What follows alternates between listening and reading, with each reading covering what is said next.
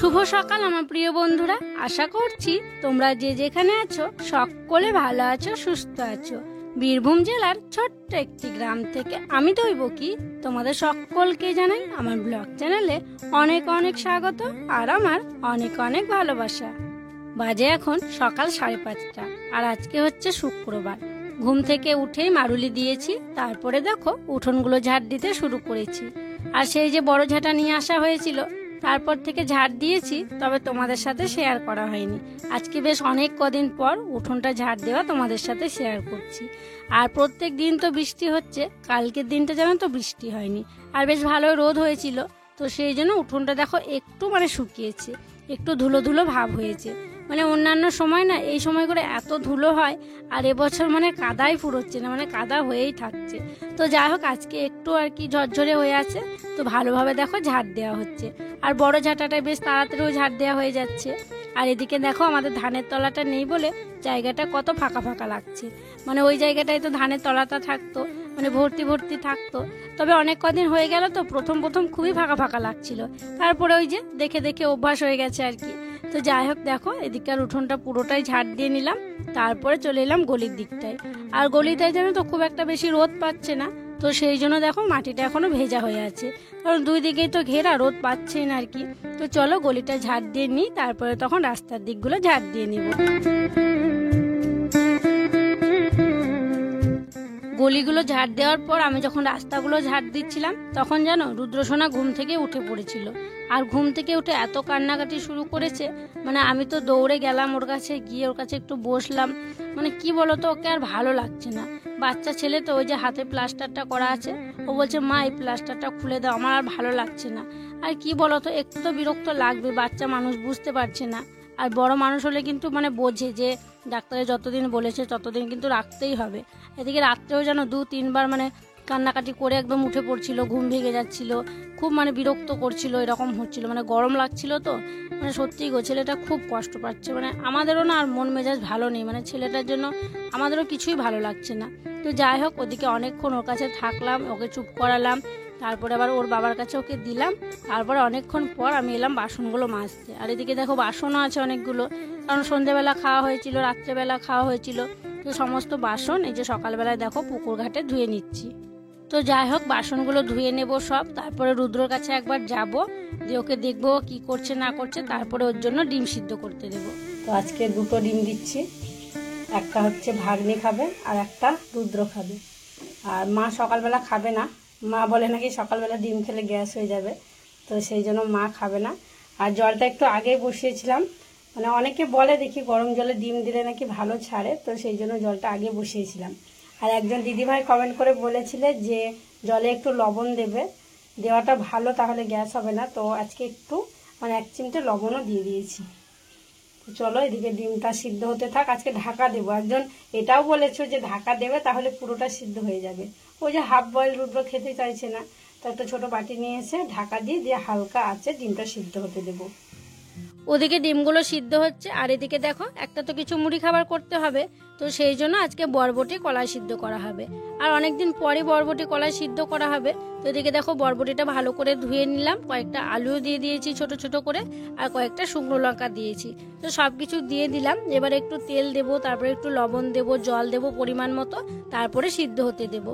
আর এটা খেতে ভালো লাগলো, আমার খুব গায়ে লাগে করতে, জানো তো, কারণ অনেকটা গ্যাস শেষ হয়ে যায়, অনেকক্ষণ লাগে গো সিদ্ধ হতে। মটর সিদ্ধ হতেও অতটা সময় লাগে না। তো যাই হোক কলাইটা বসিয়ে দিয়ে 2টো সিটি পড়েছিল, তারপর লো করে দিয়েছি আর কি, আস্তে আস্তে আর কি ভালো আর কি সিদ্ধ হবে। রুদ্র তো অনেকক্ষণ থেকে ওর বাবার কাছে ছিল, তো তারপরে ওর কাছে এলাম, ওকে ব্রাশ করিয়ে দিলাম। দেখো ঘরে ও আজকে আবার দাঁড়িয়ে দাঁড়িয়ে খাচ্ছে, ও যে আমনটা ভিজাতে দেওয়া হয়েছিল ওটাই এখন খাচ্ছে। তো আমি তো কাঠবাদাম বলছিলাম, তো তোমরা অনেকেই কমেন্ট করে বলেছো যে কাঠবাদাম বলো না, ওটা হচ্ছে আমন্ড বাদাম। তো যাই হোক আজকে থেকে আমন্ড বাদামই বলছি আর কি। তো এটা খাবে, তারপরে কাজু দেবো, কাজু খেয়ে নেবে, তখন পরে আর কি অন্য কিছু ওকে খাইয়ে দেবে একটু আধ ঘন্টা পরে আর কি। তো যাই হোক ওকে খাওয়াই আর একটু আর কি বাবু করিয়ে দিই, তারপরে তখন বাকি কাজগুলো করে নেব। আজকে দেখো দিদি কুমড়োর শাক তুলে নিয়ে এসছে, তো কুমড়োর শাক কাটতে শুরু করেছে। আমি গেছিলাম স্নান করতে, এসে দেখছি কুমড়োর শাকগুলো কাটছে। আর এই দেখো কতগুলো লতা, এই ডাঁটাগুলো খেতে কিন্তু খুব ভালো লাগে। পাতাগুলো ছাড়িয়ে নিয়েছে, যেগুলো ভালো ভালো কচি কচি পরিষ্কার পাতা, তো সেইগুলো ছাড়িয়ে নিয়েছে, দিয়ে পাতাগুলো কাটছে, দিয়ে পরে তখন এই লতাগুলো কেটে ছাড়ানো হবে। আর তোমরা তো আর একদিনের ভিডিওতে বলেছিলে যে কুমড়োর শাক শুধু রান্না করলে খসখস করে, তো খসখস করে না গো, এই যে কাটা হচ্ছে তারপরে কিন্তু এইভাবে মানে কচলে কচলে শাকটাকে নরম করা হয়, একদম নরম হয়ে যায়, খসখসে যে ভাবটা সেটা থাকেই না। তো সেভাবেই কিন্তু আমরা রান্না করি, খসখস আর করে না। তো এদিকে অনেকগুলো পাতা রাখা আছে, তুমি কচলে দাও তো দিদি, তাহলে ভালো হয় একটু। মাটিতে মা আগে দেখতাম মাটিতে এরকম মাটি বারান্দাতে এইভাবে কচলে দিত মা, একবারে দড়ি দড়ি মানে অর্ধেকটা হবে, এই শাকগুলো দেখছো কচলে অর্ধেকটা হয়ে যাবে। এখন তো পাকা, তুমি একটু ভালোভাবে কচলে দাও জোর শক্তি দিয়ে, কিন্তু মাটি ধরলে তো স্লিপ হয় না, তাহলে দিদি একটু ভালো হবে, তাড়াতাড়ি হবে। কচলাম, দেখো দুই ভাই বোনে শাক কচলাতে শুরু করেছে। কিন্তু রুদ্র বাবা খায় না, কত মোটা আছে দেখো মানে কচলে অর্ধেকটা হয়ে গেলে, আর একটু কচলানো যাবে, আরো একটু নরম হবে। তো এই যে অনেকগুলো দেখো নিয়ে আসা হয়েছে, অনেকগুলো এখন লাগছে, রান্না করার পর একটুখানি হয়ে যাবে। তো যাই হোক চলো, এদিকে আমি মুড়ি দিই সবাইকে, মুড়ি খাই। আর কি বাকি আর কি কাটতে হবে, দিদি তো শাক কাটতে অনেকটা সময় লাগবে, বাকি সবজিগুলো আমি কেটে নিই, দিয়ে তখন খাওয়া দাওয়া করবো, মানে মুড়ি খাবো। সবজিগুলো কাটলাম, সবজি বলতে আলু, পেঁপে, কচু এগুলো কাটলাম। আর দিদি তো এখনো শাক বাছছে, শাক বাছতে তো অনেকটাই সময় লাগবে, মানে এই শাক খাওয়া নয় তো ঝামেলার কাজ। তো যাই হোক, এদিকে তারপরে দেখো সবার জন্য মুড়ি বেড়ে নিচ্ছি। আর সবার বলতে রুদ্রর বাবা এখন খাবে না, আর দিদি এখন খাবে না, মা, বাবা, আমি, ভাগ্নি, রুদ্র, আমরা এই কজনে খাবো। তো দেখো মুড়ি দিয়েছি, একটু করে সর্ষের তেল দিয়েছি, কলাই সেদ্ধ দিয়েছি, এখন একটু করে পেঁয়াজ দিয়ে দিচ্ছি। তো চলো এখন মুড়িটা খেয়ে নিই। খাওয়া দাওয়া করার পর বাসনপত্রগুলো ধুয়ে নিয়ে এলাম, তারপরে এদিকে উনুনটাও ধরিয়ে দিয়েছি, উনুন ধরিয়ে দিয়ে হাঁড়ি কড়াইয়ে মাটি লেপতে এলাম। আর ওই যে দেখো বড় ওলটা তোলা হয়েছিল, ওলটা এখানেই আছে। আর এই যে সাইডে দেখছো ওল গাছ বেরিয়ে আছে, এই গাছগুলোতেও জানো তো গাছগুলো যখন বড় হবে ওরকম মোটা মোটা ওল হবে। তবে এই গাছগুলো তো রাখবো না, মানে সামনে খানটায় তো আছে, ওই যে পুজোর সময় তো সব পরিষ্কার পরিচ্ছন্ন রাখতে হবে, যত গাছপালা আছে সব কিছু কেটে দেবো, যত বলতে যেগুলো আর কি ছোটোখাটো আর কি সেগুলো কেটে দেবো। তো যাই হোক দেখো হাঁড়ি কড়াইয়ে মাটিটা লেপে নিলাম, চলো এখন উনুনে বসিয়ে দিই। এদিকে দেখো উনুনে একদিকে হাঁড়ি বসিয়ে দিয়েছি, ভাত হচ্ছে, আর একদিকে হচ্ছে শাকটা সিদ্ধ করতে দিয়েছি। আর রুদ্রকে তো তোমরা অনেকেই বলছো আপেল সিদ্ধ করে খাওয়াবে, তো ভাবলাম আপেলটার জন্য সিদ্ধ করতে দিই। তো দেখো এখানে উনুন শালে নিয়ে এসে আপেল কেটে নিচ্ছি, খোসা ছাড়িয়ে ছোট ছোট করে কেটে নিচ্ছি, গ্যাসে সিদ্ধ করতে বসিয়ে দেবো, তারপরে ওকে খাইয়ে দেবো। শাকটা সিদ্ধ করা হয়ে গেছে, তারপরে এদিকে দেখো রসুন, তারপরে শুকনো লঙ্কা ভালো করে ভেজে নিলাম, তারপরে এই যে কুমড়োর শাকটা দিয়ে দিলাম। আর তোমরা অনেকে আগের দিনের ভিডিওতে বলেছিলে সর্ষে পোস্ত দিয়ে খেতে ভালো লাগে, তবে এরকম করেও খেতে ভালো লাগে, জানো তো বাড়িতে সবাই এরকম করেও খেতে পছন্দ করে। তো ভাবলাম মানে অল্প খরচায় যদি ভালো খেতে হয় তাহলে সেটাই করি আর কি। তো সেই জন্য দেখো রসুন আর লঙ্কা ভাজা দিয়ে আজকেও শাকটা করলাম।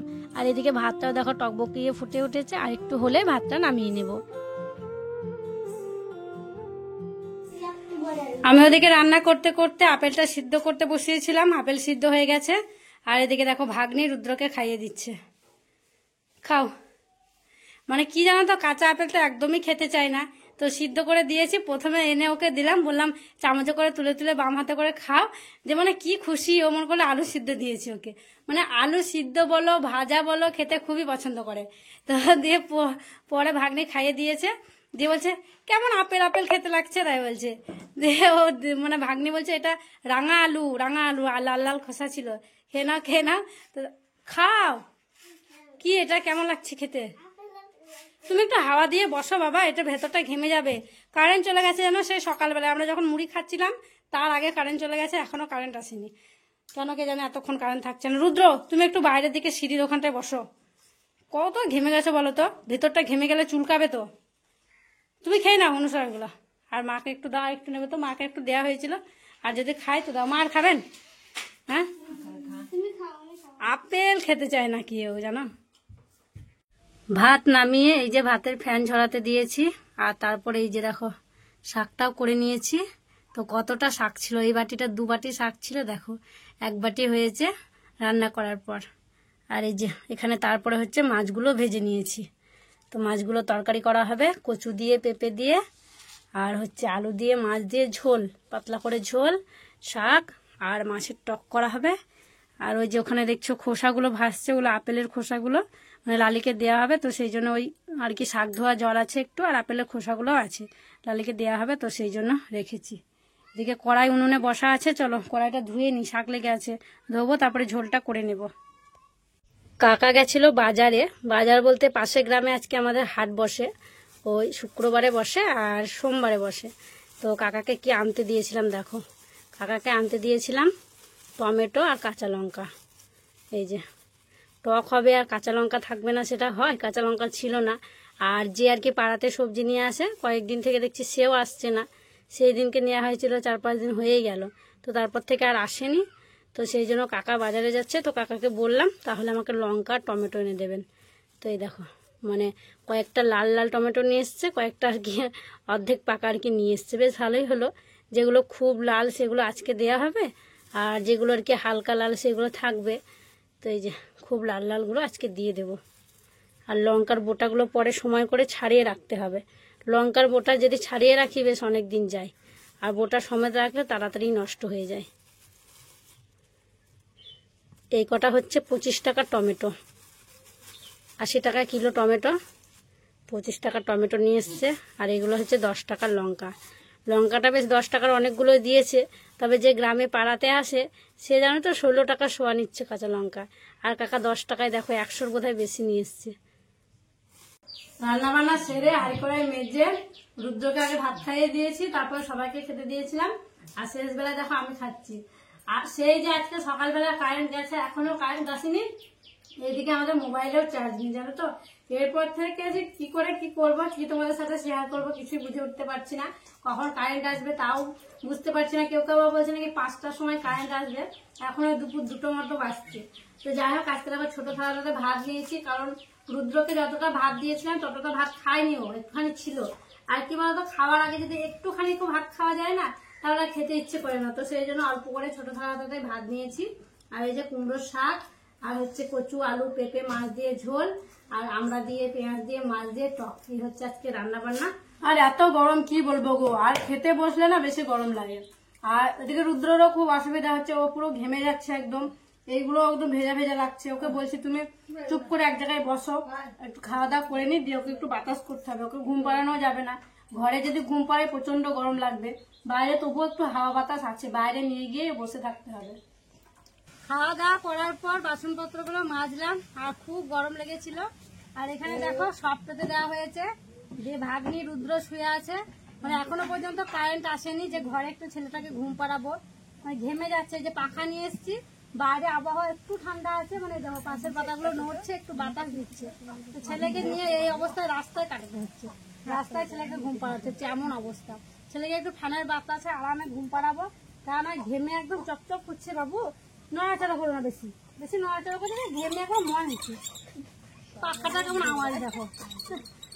ঘুমাও ঘুমাও ঘুমাও, আজকে কারেন্ট আসবে না, এখানে ঘুমাতে হবে। ঘুমাও, রাতেও ঘুমাতে হবে, তাহলে আজকে কারেন্ট আসবে না, হাসলো না, এখানে ঘুমাও। রাতেও ঘুমাতে হবে, ভোর সাপ গলাকে উঠে আসবে জল থেকে। তো যাই হোক চলো এখানে রুদ্রকে ঘুম পাড়াই, কারেন্ট আসছে নাকি দেখি, যদি আসে তাহলে ঘরে যাবো, নাহলে এখানে রাখতে হবে। অনেকক্ষণ আমরা রাস্তায় বসেছিলাম, আর অনেকক্ষণ পর কারেন্ট এসেছিল জানো, আর মোবাইলে চার্জও ছিল না, তারপরে মোবাইলে চার্জ দিয়েছিলাম আর কি। আর এখন বাজছে বিকেল 5টা। তো এদিকে দেখো আমি আটা মাখছি, কারণ আজকে লুচি করা হবে, তাল লুচি করা হবে।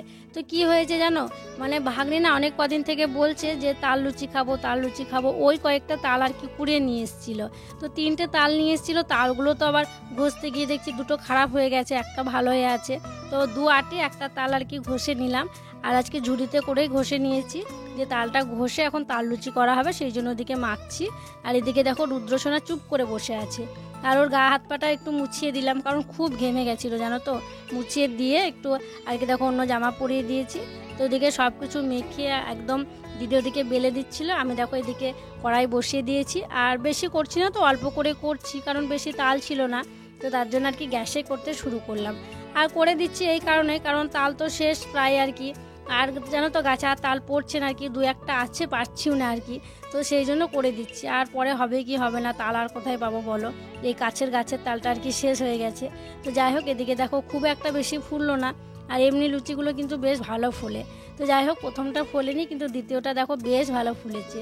তো আজকে রাত্রে সবাই আর কি এই তাল লুচি খাবে আর ছোলার ডাল করা হবে। ছোলার ডালটা একটু ভেজাতে দিয়েছি, তো ছোলার ডালটা এখন করব না, ওই রাত 8:30 9টার দিকে আর কি করে নেব, তাহলে গরম গরম খাওয়া হবে। আর লুচিটাই সন্ধেবেলাতে আর কি করে নিচ্ছি। ওদিকে 5টার সময় করতে শুরু করেছিলাম আর কি মাখামাখি, তো করতে করতে সন্ধ্যায় হয়ে গেল। এখন ওই 1টা 2টো চা দিয়ে খাওয়া হবে, তারপরে রাত্রে তখন সবাই ছোলার ডাল আর লুচি খাবে।